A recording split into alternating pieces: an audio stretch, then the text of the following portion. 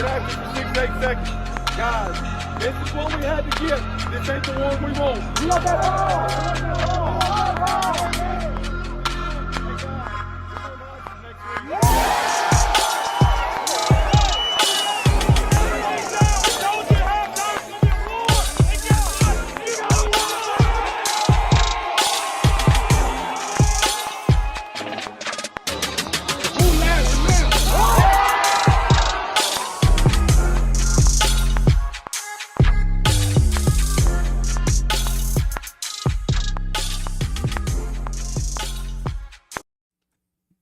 Hello, everyone. Welcome to a new episode of the Laurel Sports Show, Laurel Leader Call Sports Show. Man, it's been a minute. I fumbled the intro there, but we're You've back. been practicing for like 10 minutes too. I know. It happens sometimes. But yeah, it's the Laurel Leader Call Sports Show. We're back after a summer vacation. It's been a long time since we've done this. When was the last episode, guys? It was right before school got out, right? I mean, it was shortly after baseball season ended, right? It's been a little bit. Early June, maybe. I think so. Either late May, early June sounds right. Again, we're happy to be back. We're got football season right around the corner. We'll talk about some of that. We'll talk about our football magazine that will be coming out next week. So we'll tease some of that as well. But before we get into that, guys, and I'll start with you, Kevin, what you been up to this summer? Man, I've been getting my tan on, getting the new hair did, all that stuff. Got the beard trimmed. Getting ready for fall football, man. We beached it all summer and just really hung out and all that, working on the side projects. Got the new podcast coming up on the side project. Working on building the social media stuff, the social media brand. Just kind of working on that a little bit and getting prepared. Got a couple of new little things I'm going to be debuting next week. Just kind of doing all that stuff. Anything you can tell us about the side projects you've got going, Kevin? Even if it's just a tease? Yeah, the podcast for sure. It's Beyond the Presser. Something I've been wanting to do for a while. I used to do a weekly column back whenever I was strictly sports editor back years ago. It was like a Monday morning quarterback type of article where I looked at 3 to 5 things across the state that caught my attention. And I would just kind of recap it and give my opinion on it. And this is going to be kind of out of that same vein. I'm going to do a top 10. I've already released my week 0 or my preseason poll from 1A to 7A. And then I'm going to do an overall poll. I'm going to drop that Friday. That'll be from 1A to 7A. MHSAA, I'm not touching private football. Just with all the stuff, all the teams and all that. Yeah. I'm not informed enough about it. But, got that. And I've got a new thing that I'm holding off. I'm going to debut it the first week of football season. But I'll probably come back on and talk about it too. I'm really excited about that. So put it on next week's show notes to ask you about the second side project. Yeah. Guru, what you been up to this summer? Yep. I've been up to shenanigans. Went out to North Carolina to see Addie Mae for her first birthday, born on the 4th of July. Went and watched fireworks from the front porch. Shout out sister-in-law. She was there watching with me. She's probably going to come in and comment there in a minute, Kevin. It'd be Dina Nichols. I saw her on the same comment. Yeah. Just, getting ready for football. I mean, God, we always talk about it, especially when it ends. It's like, how many months do we have? 6, 7, 8, whatever. And then it gets here. And we have the beginning for us locally coming in 2 days. Mm. And then we'll be sitting here in 4 months and be like, do y'all remember just talking about this like 2 weeks ago? That's why we couldn't remember how long ago it was that we did the last one. And, just getting ready for football, move to a different location in the county. Changes in life, changes in lifestyle, starting to work out 3 days a week, walk 3 days a week, doing a better job of watching what I eat. There's a granddaughter that needs her poopsie to be around for as long as he can be. So, got to take care of herself. That's great stuff. Much like Kevin, side projects, of course I still do the Right Side Radio Show podcast. Been doing that, on and off since 2004, originally on terrestrial radio, now just purely podcast. Chris McDaniel's America should be coming back soon. Just been on a little bit of a hiatus there. But I also, cause as y'all know, cause we talked about it a little bit before we went on hiatus, with this show, I'm a huge soccer guy. So the World Cup was this summer. So I did a World Cup wrap up podcast, throughout the tournament. That was a lot of fun. And I've also started a conservative based sports show called The Right Field. I've only done 2 episodes already, but, getting a lot of good feedback from people. So yeah, we're, all trying to do a little bit more just to continue to, I guess, expand our brands totally across the board. So yeah, it was an eventful summer. World Cup was probably one of the best tournaments that I remember. Messi didn't win. What's that? Messi didn't win. It sucked. Well, yeah, whatever you say there, Kev. Do you really want to get muted at episode 1? Hey, I will say Guru did mention it too. Guru did mention it. I did the same thing. We're working out. I've seen seems like I've seen half a dozen coaches at the gym and all that. So yeah. Yeah. I mean, again, it was a lot of different irons in the fire, a lot of fun. Of course, news hasn't stopped for any of us because we're constantly chasing down news stories. So yeah, we're still rocking and rolling there. Just a very, very eventful summer, I'd say, across the board for all of us. But let's get into the show proper because Guru has a really good article in today's Laurel Leader Call-In sports section there on a mailman who is returning to the wrestling ring.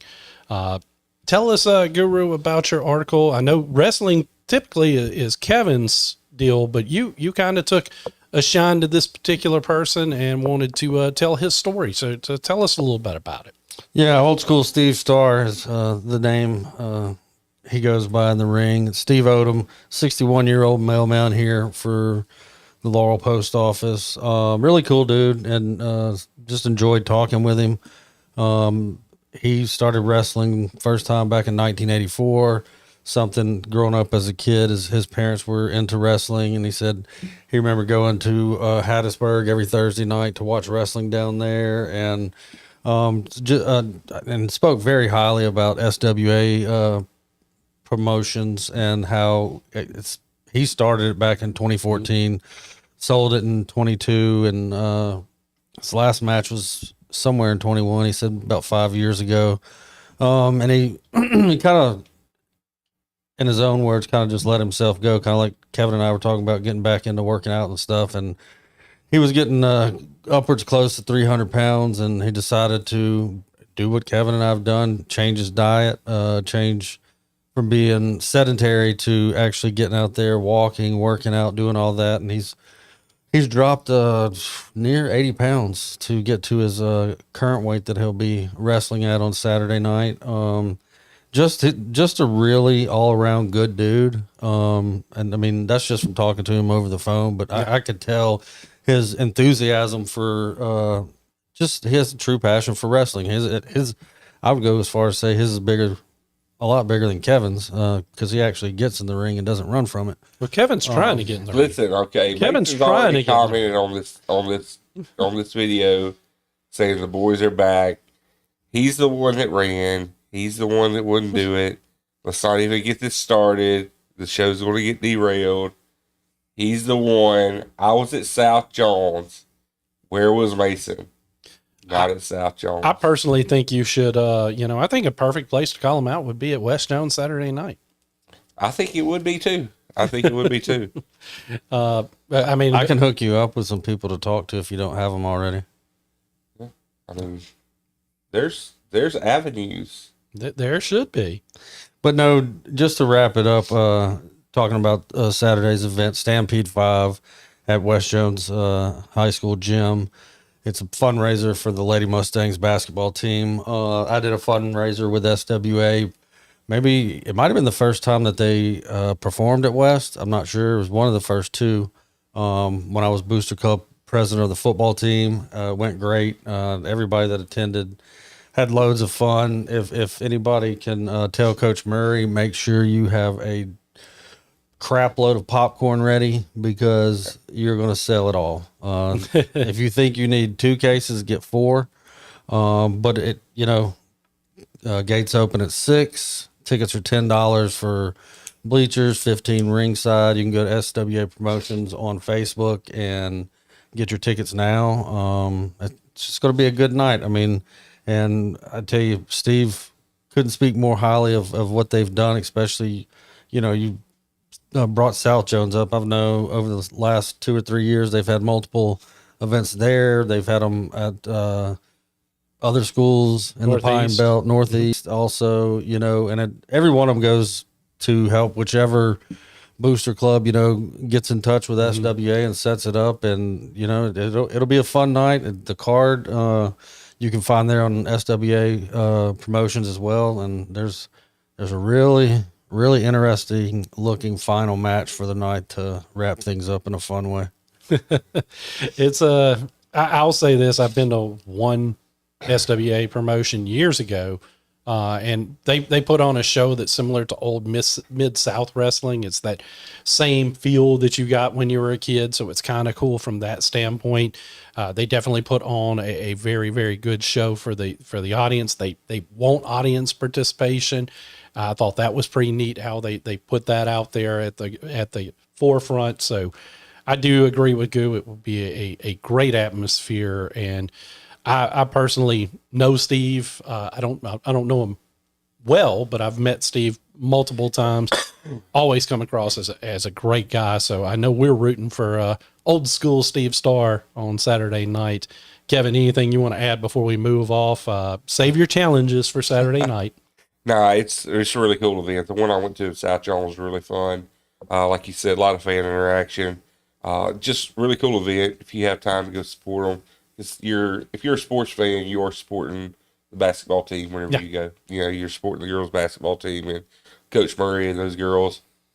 You're going to have Chad Knight's going to be there, and The Butcher. Yeah, the Butcher is going to be there. That's what I'm interested in going and seeing, and seeing how Chad does there. But yeah, really cool event.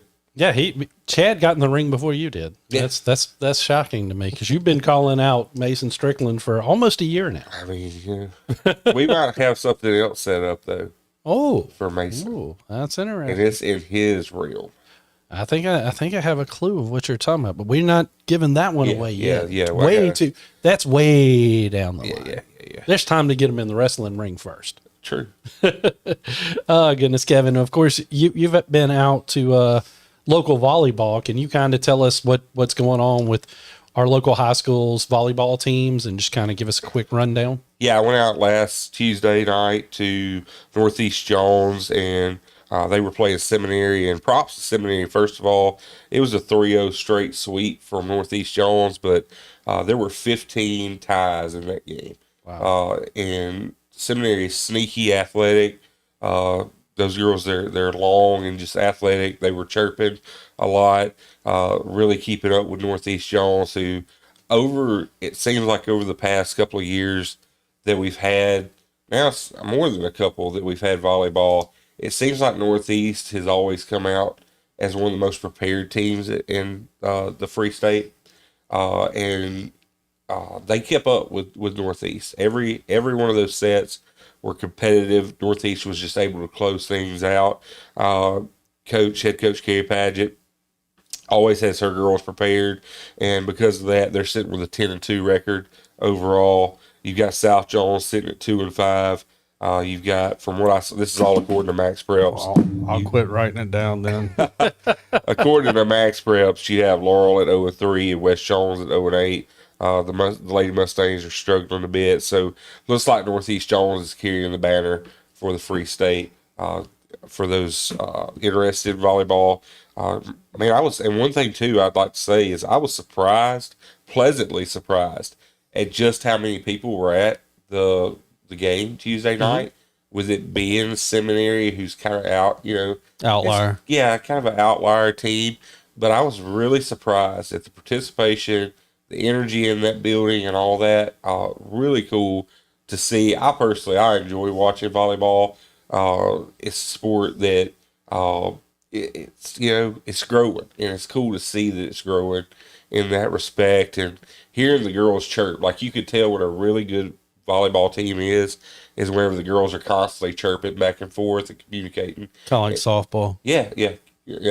Kind of in a way, or even soccer. You've got to pay attention to where you're at, and positioning is important. So, really cool to see. So, shout out to Northeast Jones, and hopefully we'll get out to South Jones and West Jones and so on when district play. We get in the meat of that. You or anything you want to add? I mean, I know you were writing stuff down before. You want to add anything? No, he nailed it. Northeast is far and away the torchbearer for the Free State and volleyball right now. And I will say you're all welcome. I did play a part in bringing volleyball and getting rid of stupid slow pitch softball in Jones County. That's no pat on my back. It's just telling it like it is. Similar to how you're trying to carry the torch for girls flag football. Absolutely, which maybe need to do a follow-up on that and see where we stand with our 3 county schools, since Laurel in year 1 went and played for the overall state championship and fell a little short. Remarkable season for them there. But unfortunately, that kind of hurt their volleyball team this year, because most of the senior class would have been on the court playing volleyball, and as we know what they did on the hardwood and basketball, and then transcended over in their one season of playing flag football. But it's like every sport here in Jones County. It goes around like a clock from school to school, sport to sport. Who's who, and in forms of who's the best team, and volleyball, soccer, baseball, football, basketball. It just varies, and sometimes it can go on for a several year run. Sometimes it's a one and done type thing where you have just this senior class that comes through that's so good, and you have that awesome year, but then things fall off the rails the next year. And that's sports in general. I mean, that's from little league all the way up through the professionals. But just not to kill a dead horse, or beat it, I guess, because you can't kill it if it's already dead, right? That was kind of redundant. Nice going, good. Similar to my forgetting that it's the Laurel Leader Call Sports Show, so I'll give you a pass. All right. So we each got one. Kevin, you still have one in the next 45 minutes that we're on. But yeah, keep going, Lady Tigers. And like Kev said, we not going to try. We will get to South Jones and West Jones at some point before the season winds down. Well, Goober, before we get to the Jamboree, I forgot to put this one down, but we lost a legend in college baseball coaching. One personally, you're personally a fan. Just tell us a little bit about who we lost and what not only he meant to the program, but you as a fan, what he meant to you. Yeah, longtime legendary coach, Skip Vertman, passed away this past week. And just looking on X at some of the comments, especially one that stuck out a lot to me was Ben McDonald's comment about his former coach, because Ben McDonald is one of the first superstar Tigers that I remember watching growing up, and when I was probably 11, 12 years old, and it came across from the entire nation because a lot of people outside of the South, the deep South, don't know that for baseball down here, Skip Bertman and longtime Mississippi State head coach Ron Polk is what made baseball in the South great again, or great, period. It wasn't before them. Polk was a little bit ahead of Skip in terms of getting to the World Series, getting to close to winning that first Natty back in 1985 with a superstar lineup, Thunder and Lightning, and then a couple of key pitchers. I know he had at least 5 guys playing the bigs off that team. Probably a few others with a cup of coffee there. But, he put LSU baseball on the map. He won 5 national titles between 91 and 2000. And, I mean, think about that. One sport, 5 national titles in a 10-year period.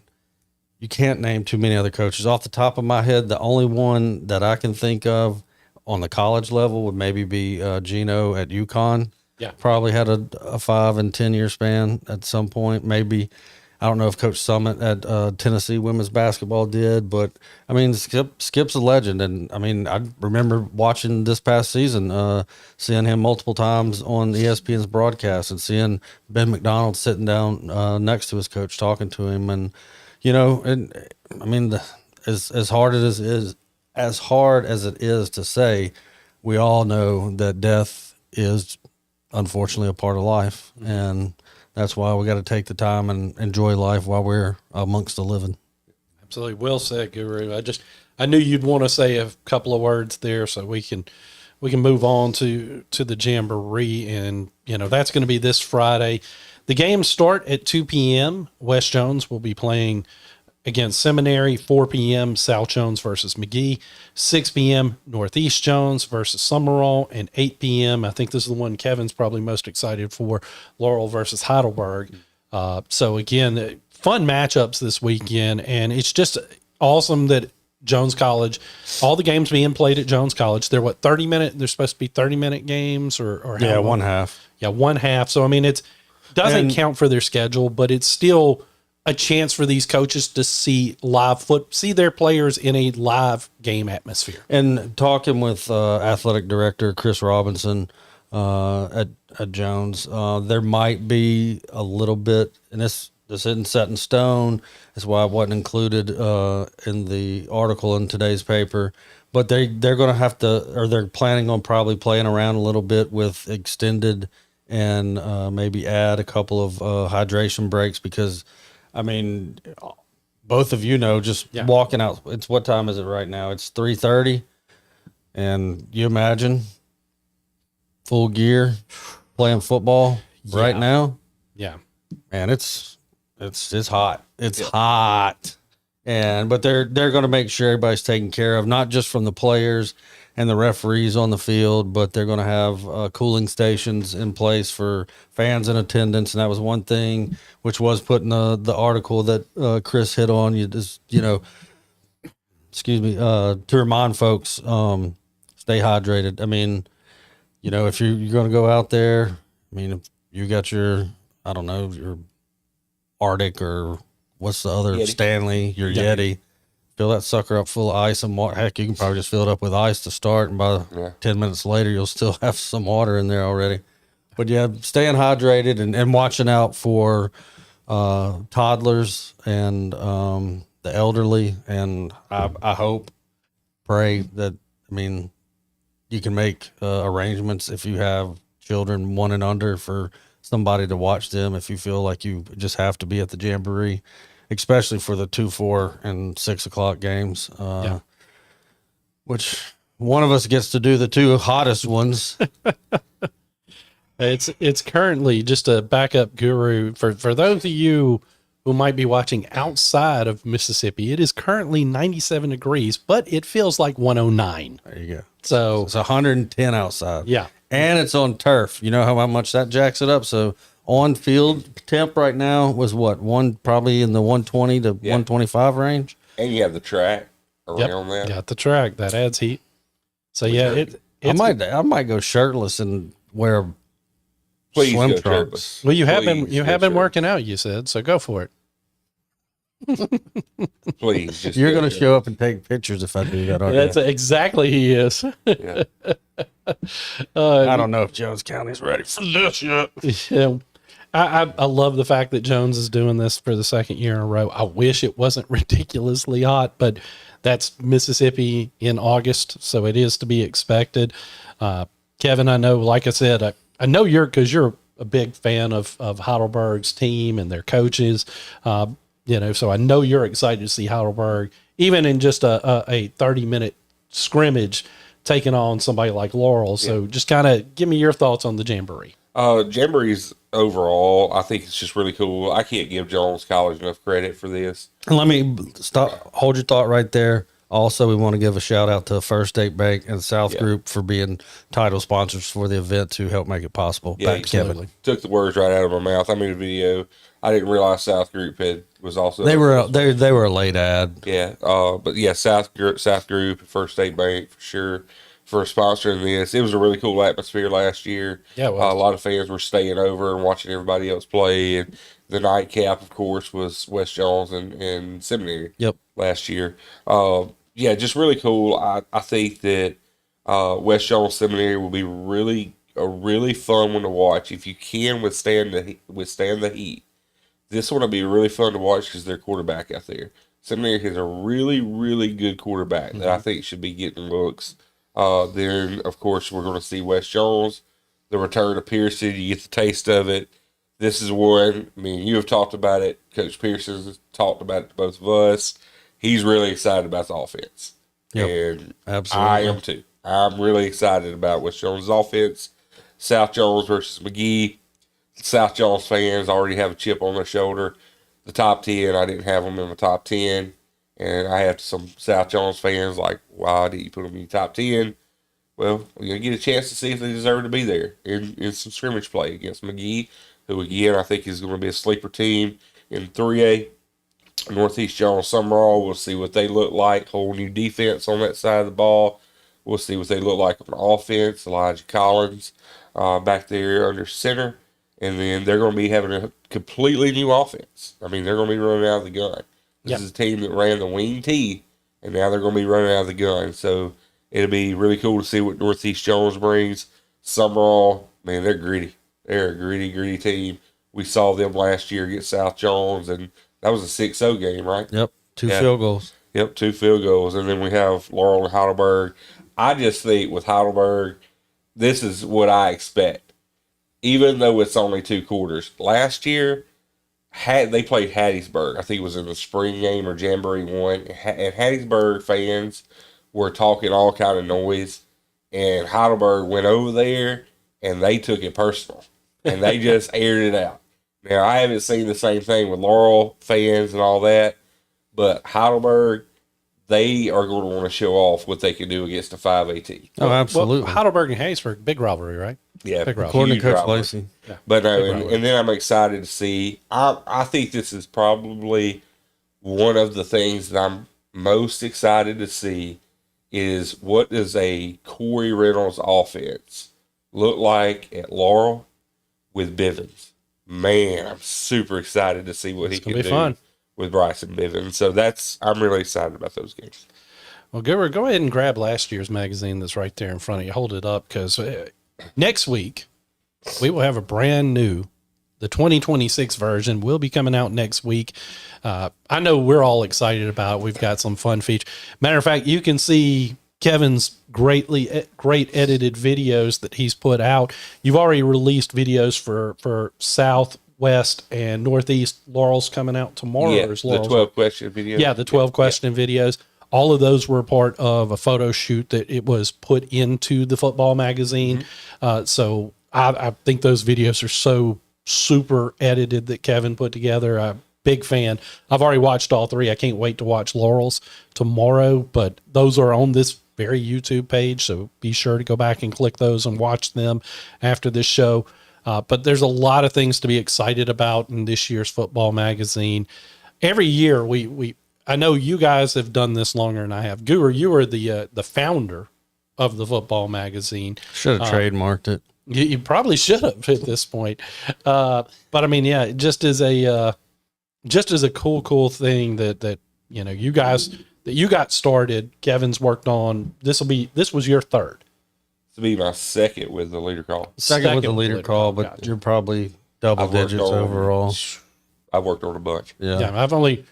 And just for people that don't know, and I can't take all the credit. I mean, I have to give a shout out to our boss, our owner, our daddy, Jim Sigelski, for allowing us to start doing this back in 2012, my first year as a full-time employee here. And it just has grown exponentially. And a shout out to all those that came after me and kept her going year after year until I came back last year. And I think we did something really good last year. We stepped it up from, what had been done the last 2 years, I would say, prior to the three of us putting our heads together and working on this. And we have to give a great shout out to our two ad reps and of course our creative designer, Casey. Thank y'all for everything you did. But guys, I'm going to tell you what's going to drop next Wednesday. It's the best one yet.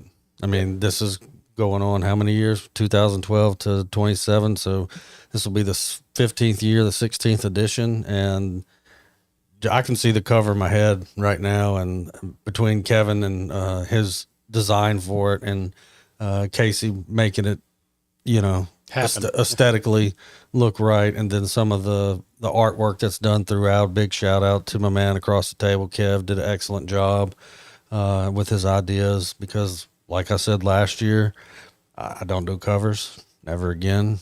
Rest in peace, cake. Yeah, all because of a cake. A fake cake. Yeah, and just to kind of so everybody, like, whenever you get to the magazine next Wednesday, next week, I have a stack of ESPN the magazine, Sports Illustrated, just tons of stuff that I've collected over the years, and I always try to go through and look at those, and then I'll go through and I'll look at trends of what's going on, in media and graphics, and this year took a lot of time. I had to, because I had the vision of what I wanted to do, and I talked to Casey about it, and there were certain little things that I wanted done, and shout out to Brock Colafield for coming and helping out and helping me pose the kids, and then shout out to Callie. She's done most of the 12 question stuff that you see. She was one of the ones. I think I did Northeast and then West because we had a technical issue. Yeah, West had to be a redo, right? Yeah, we had a technical issue with them, but huge shout out to User them. error. Yeah. User Why is error. it every year it's a technical issue with West? Yeah, both years it's been West, but yeah, huge shout out to them and the kids too for being willing to do it and willing to show their personalities. Northeast had me rolling, man. Northeast Johns, those kids had me cracking up. But huge shout out to all those kids, and I'm really excited for everybody to see the magazine. I'm excited to put it in my hands next week. And next week, once we actually have it in our hands for next week's show, we'll kind of tease a little bit of what's in it. So for those of you that, don't have a subscription, you should get a subscription to Leader Call, and then it'll come to you in your mailbox as part of your paper. But if you don't have a subscription, there are other ways to come get it. Come to the office. Yeah, and pick up a copy. But we'll tease a little bit of what's in it next week. But there is one thing for sure, and maybe two if Guru wants to, that I know we want to go ahead and unveil, because Guru's got the Laurel Leader Call preseason top 25 for college football. So Guru, kind of let us know about the preseason top 25 rankings. Let us know where everybody stands. So it's it's laid out in the magazine. When we do our Leader Call top 25 every week, the three of us and our good buddy Murph all submit our own top 25 that I take the 4 of our rankings and combine them for the Leader Call top 25. But preseason is preseason. We don't know what's going. I mean, of these 25 teams I have in front of me, and the three possibles, those 28 teams, there might only be 16 of these teams in the final AP poll.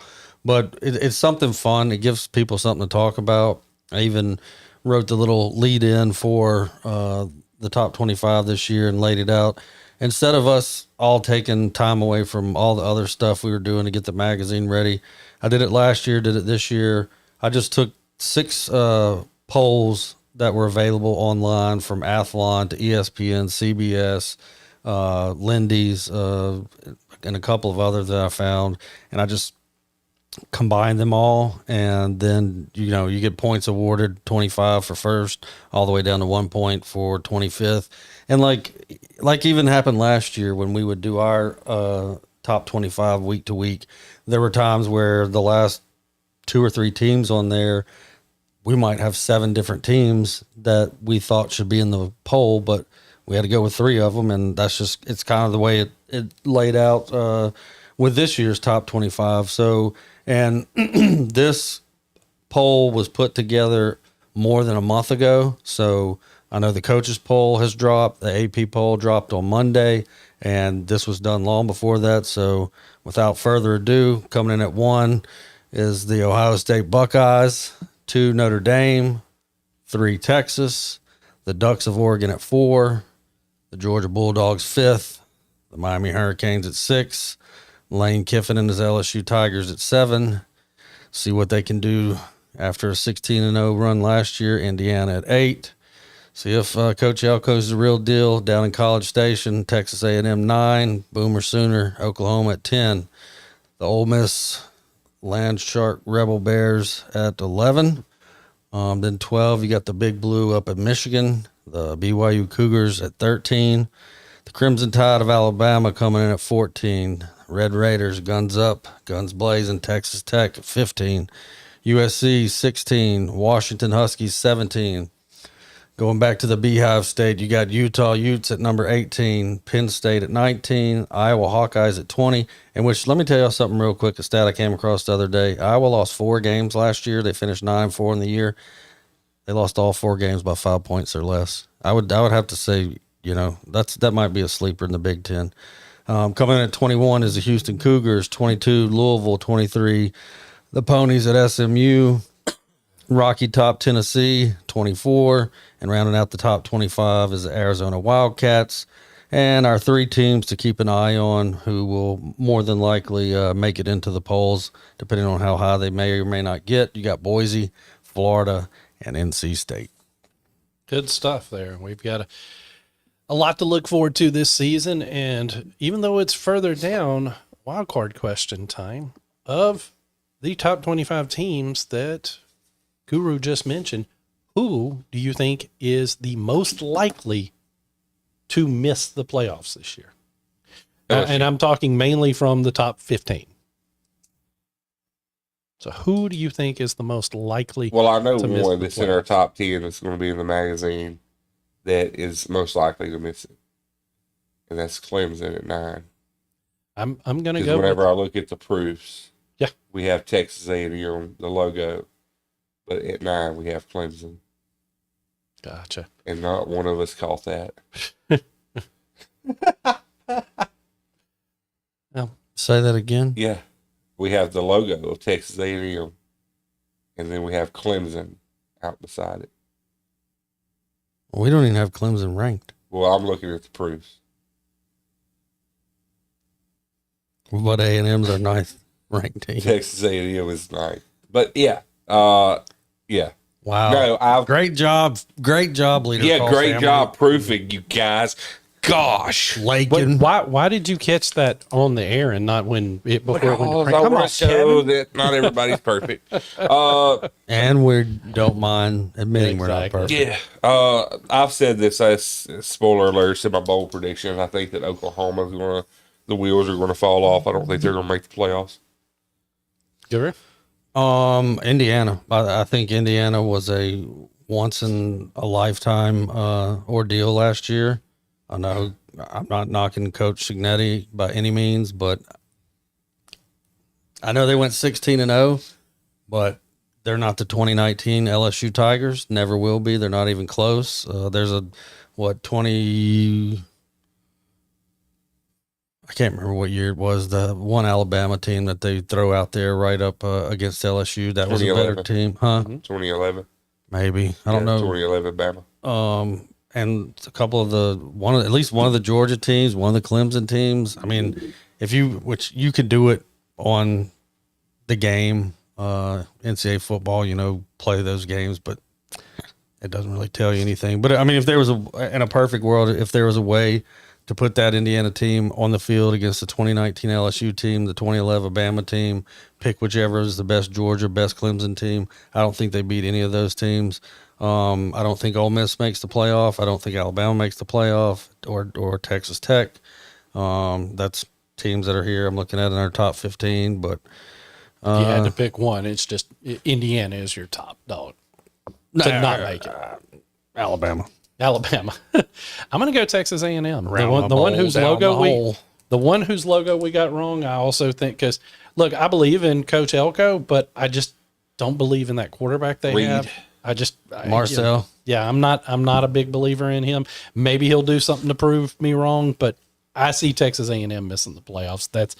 That's my pick. Although I think Guru's right. You can go down that list and name multiples. But then you have to contradict yourself and be like, okay, well, who am I putting in those 4 or 5 spots he just said? Yeah, that's the other thing you have to do. But that's why I said let's just pick one, and I think we all. I'm pick never going to solid stick to it. Goodness. Well, speaking of things, Major League Baseball is winding down. We're getting close to the end of the season. We know that the Dodgers made probably the biggest trade at the trade deadline to get Skubal. They are the 2-time now defending champions. They've won the World Series the last 2 years in a row. They spend money like a drunken sailor everywhere and just go out and get whatever they want. Was that whenever a they jab want. at me, Jack? You're not drunk right now, are you? Is it water? Is it rum?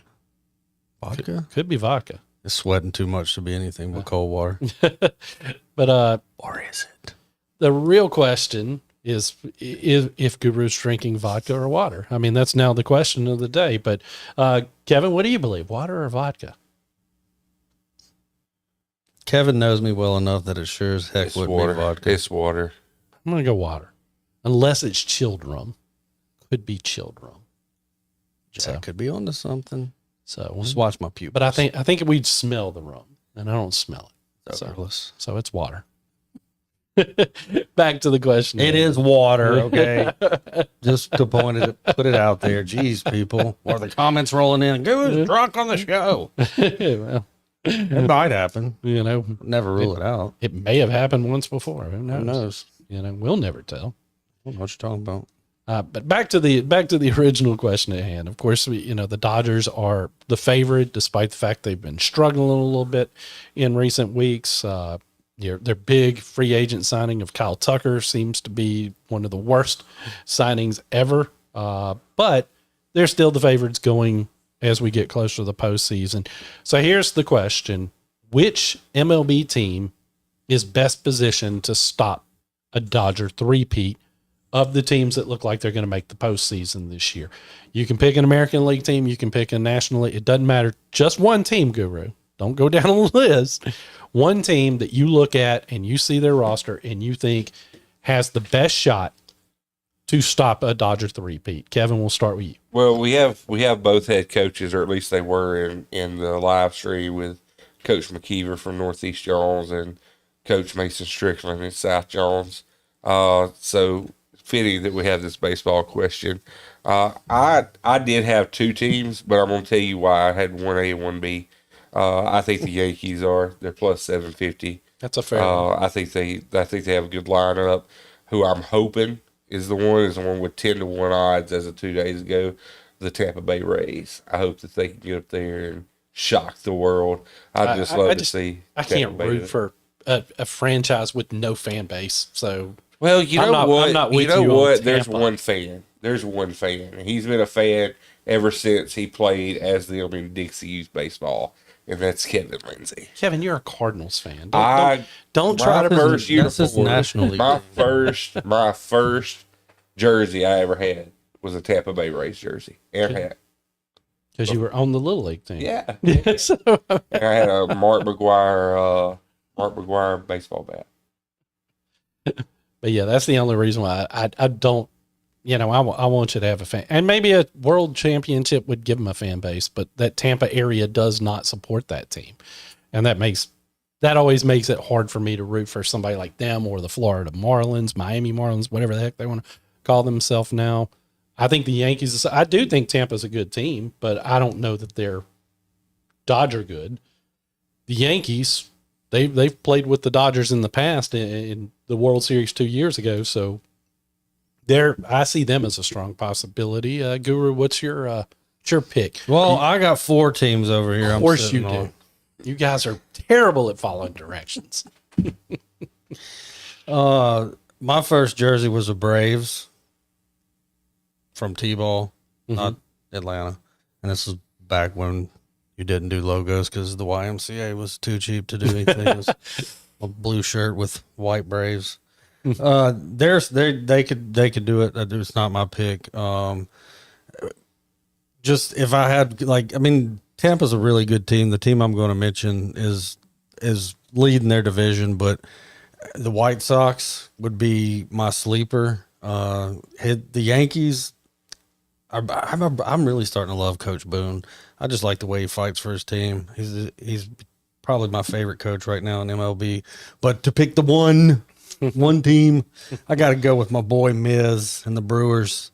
I love watching him pitch. They're kind of putting him on a count now and limiting the amount of innings that he's throwing. And I think if they are able to play it right, and depending on how the Dodgers, finish things the last month plus of the season, they might have to play each other early. Not even in the NLCS.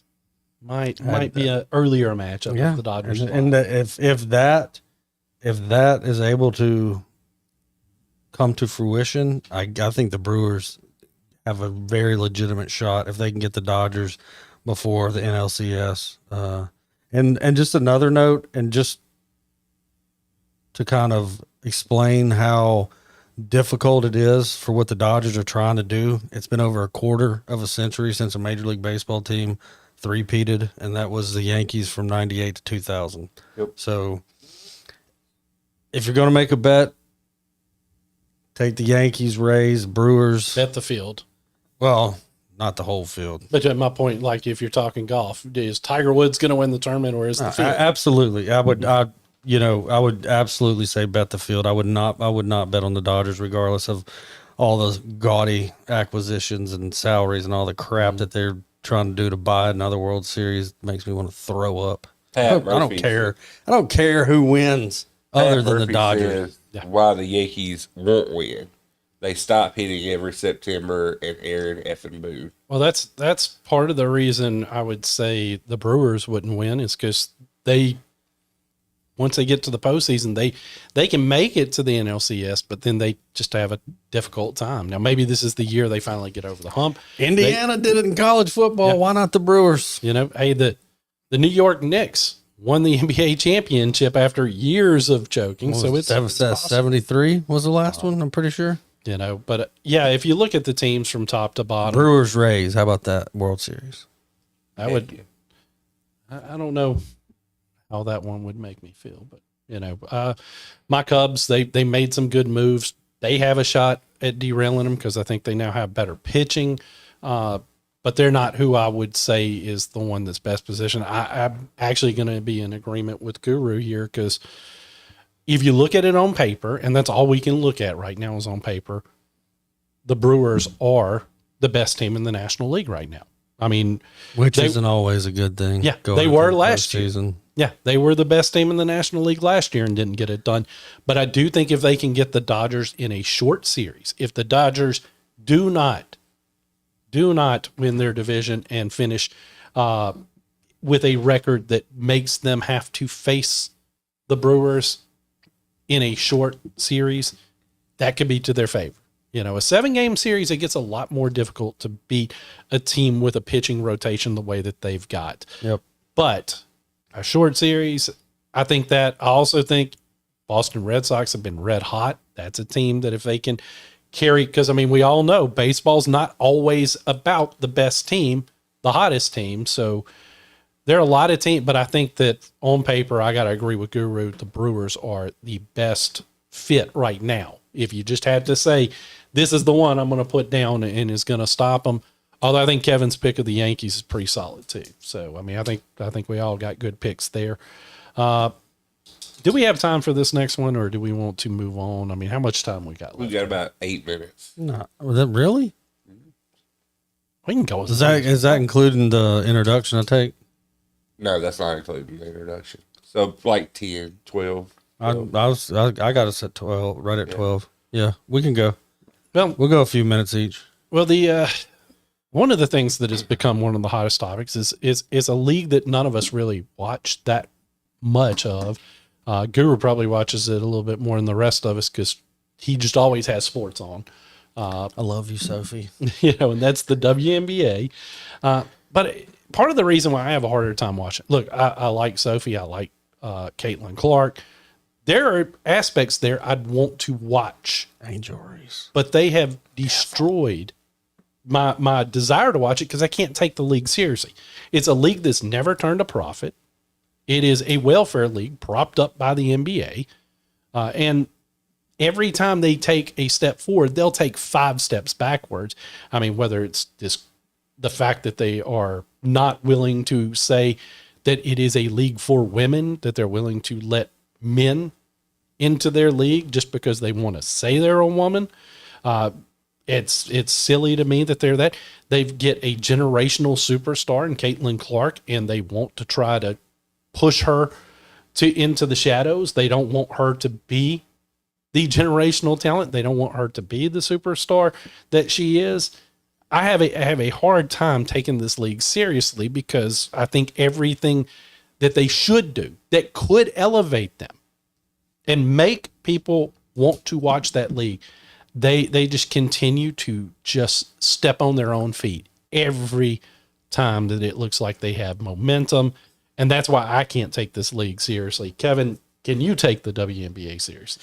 Yeah, I can take it seriously enough because one thing I'll say, I think that the league is getting better. I think it's going to continue to get better with our lady athletes coming through.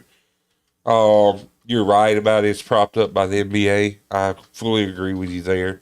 I think the drama is creating headlines, whether you like them or not.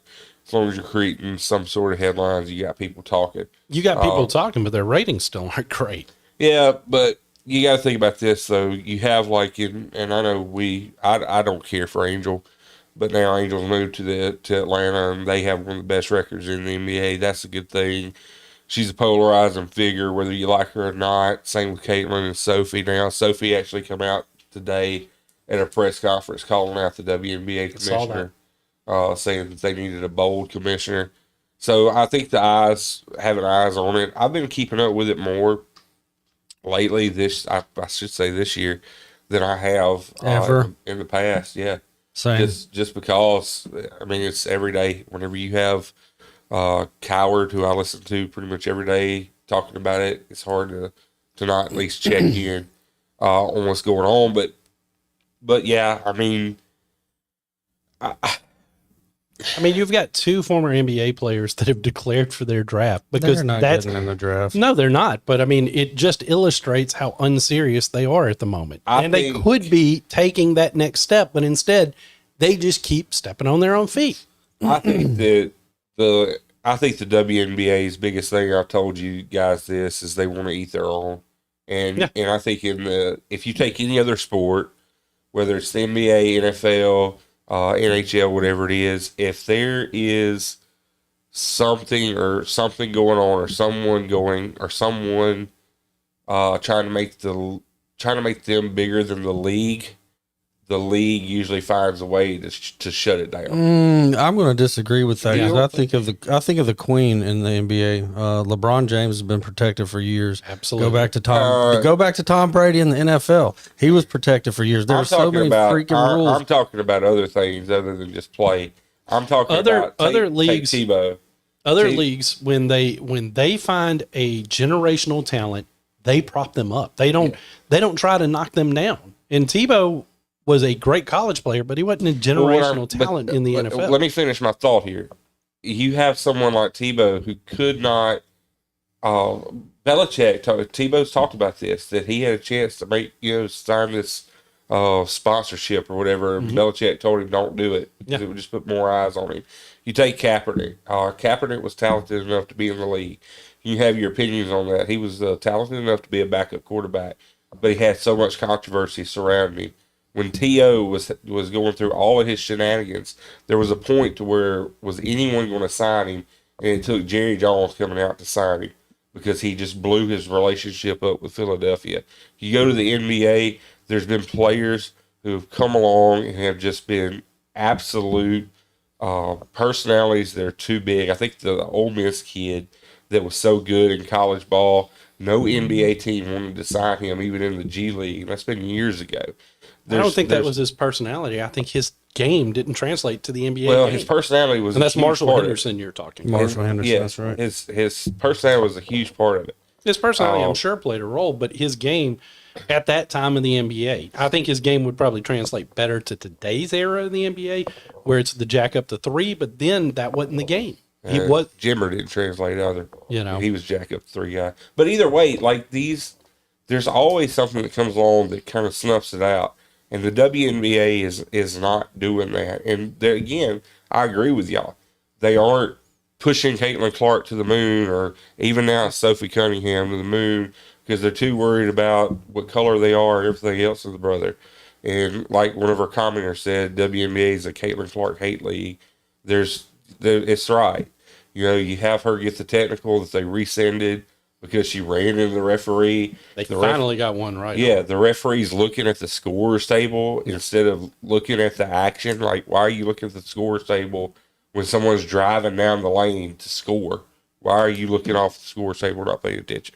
I just think that the drama can be too much, and I think they've got to balance that. And they have to have someone, maybe like Sophie said, a bold commissioner that can come in there and kind of drown it out and kind of move it in the direction that it needs to move in.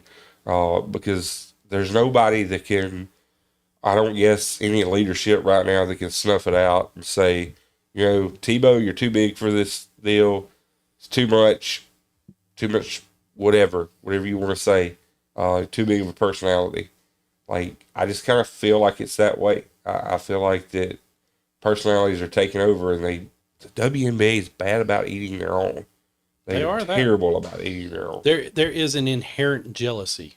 Yes. And it is insane. Guru, we've got to get your take on all this. You have to wait till the Saturday paper, Jack. We got 5 minutes, and we got another topic that's even bigger and more important.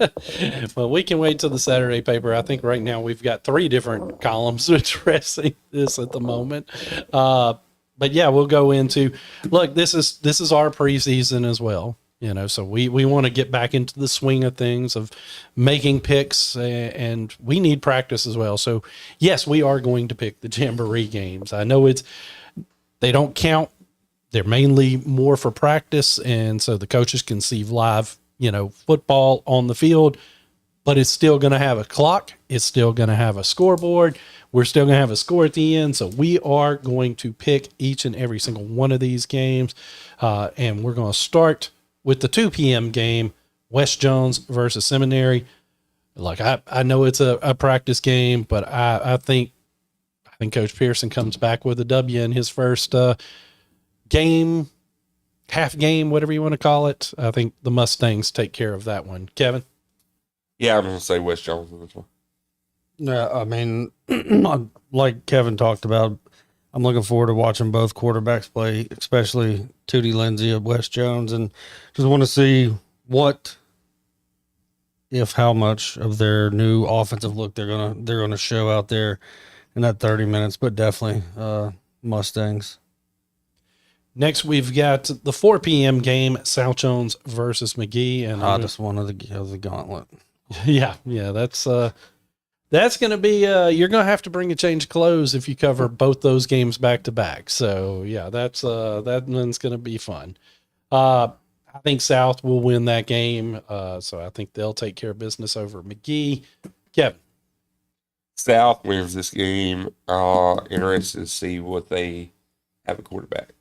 Yeah, that's going to be the biggest question going into the Brave season this year. Something that is talked about a little bit in the magazine coming out next Wednesday. But overall, I think with Jackson at running back, or wide receiver, put him at, they won't be returning kicks, but you get the ball in Anquan's hand, and Yeah. you just let him do his thing. And McGee's going to find out. Give me the Braves. Chop, chop.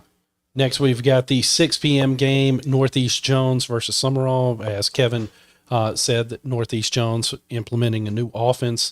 I think this will be a chance for them to have some live runs of their new offense. But I think Summerall, they're running something they're familiar with. So I think Summerall will be able to take this game. But I think it'll be really good for the Tigers because I think any chance they get to face live action out there and get their new offense rolling. I think right now there's too much of an unknown for me to pick this week, but they may make a believer out of us depending on what they do at 6 p.m. on Friday night at Jones College. Kevin. I don't think Northeast Jones should even look at the scoreboard Friday night just because of this. I think it should be them trying to make sure that their offense and their defense is together. Agree. Because of that, I'm picking Summerall in this one. But I just want to see what Northeast Jones looks like. Summerall. So we're all in agreement on everything so far. This might be the one that changes some things up because 8 p.m. we've got Laurel versus Heidelberg. This is the Guru and I aren't going to get to be at this one. We'll be out delivering newspapers when this game kicks off, unfortunately. But this, if I could choose one, I think this is the one I would circle to go to as someone who doesn't have strong ties to any of the teams. I would want to see this matchup because I think it's going to be fun. I really wish this was a regular season game and not just a 30-minute game because I would love to see the Oilers and the Tornadoes go head to head through and through. But at the end of the day, I'm going to go with Laurel because I think that I like Coach Ernest. I think that they're going to want to try to get off to even though this is just a practice game per se. I think they're going to want to start a statement. I don't think they want to have the same start that they've had last year and the last couple of years. I think this is a message game for them to where maybe they get started off on a better beat. I'm going to disagree with you because of this. I knew you were. I think that you are not going to see what Laurel brings out. I think they're going to hide what they have. Because of that, I'm picking Heidelberg. Not because I don't think Laurel's going to be good. I think Laurel is going to disguise what they have. I think they're going to be really, really safe Very with what they conservative. have because they're going to be looking forward to next week. That is a great reasoning for your pick. I couldn't agree more with Kevin. Number one, Laurel, not wanting to show much, probably going to run the ball a lot. Heidelberg, want to make a statement and saying, hey, we might be 2A, but we can still play with a 5A team and beat them, and that's what they'll do Friday night. Absolutely. Well, there you have it. Next week, we'll be back to picking real games, not just practice. Again, doesn't matter if we get these right or wrong because, again, the games don't count, but it's still going to be a lot of fun. If you're in the area, you're able to go out to Jones College. If you've got yourself a Misting fan and something and you want to go to all four, that would be awesome. You will definitely be entertained. Just make sure you have plenty of water. But if you can only make one, you definitely need to go out to Jones College, check out these games this weekend. It is the perfect appetizer to get you started for the season this year, without a doubt. Again, Guru, can you, besides Jones College, mention those sponsors that we need to thank for putting on this jamboree? Shout out again, First State Bank and South Group. Absolutely, guys. And of course, Our own Kevin Lindsay has his own message as always. That's something we'll always be looking at his camera at the end of these shows. No challenge to Mason this week on his messaging, but this has been the Laurel Leader Call Sports Show. See, I got it this time, guys. No slip up there at the end. This has been the Laurel Leader Call Sports Show. We'll see you guys